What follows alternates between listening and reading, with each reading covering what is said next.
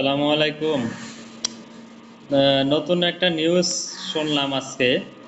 আমার হচ্ছে ভাই হিরো ভাই ওরফে হিরো আলম। তো ভাই গতকালকে দেখছি একটা সংবাদ মাধ্যমে এসে ঘোষণা দিতেছে যে ভাই আর রাজনীতি করবে না, রাজনীতি থেকে এখন ইস্তফা দিয়ে দিছে। তো রাজনীতি ওনার জন্যে না। তো আমার কথা হচ্ছে উনি বুঝতে পারছে, কিন্তু আসলে একটু দেরি করে ফেলাইছে আর কি, যে রাজনীতি আসলে ওনার জন্য না। রাজনীতি সাধারণত কোনো নিরীহ মানুষের জন্য না। রাজনীতি হচ্ছে যারা মায়ের খাইতে খাইতে জেল খাটতে খাটতে একদম ঝাঁঝরা হয়ে যাবে। হ্যাঁ, যাদের টাকা নেশা থাকবে প্রচুর, যাদের যে অর্থ সম্পদের নেশা থাকবে প্রচুর, ক্ষমতা নেশা থাকবে প্রচুর, তাদের জন্য হচ্ছে রাজনীতি। রাজনীতি কোনো সাধারণ মানুষের জন্য না।